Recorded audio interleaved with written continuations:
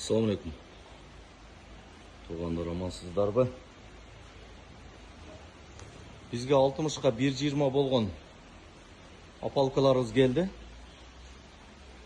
Кореяда реставрация болған. 60-тық анан кейін 40-тық болған апалкалар келді. Мынандай угол, сыртқы угол бұға чейін жалаң 2.40 болса, 1.20-лықтағы уголдар келді. Уголдардан сыртқысы 2.40-тық, анан 1.20-лық бар. Корея өлкөсүндө реставрация болып, доскасы алмашылып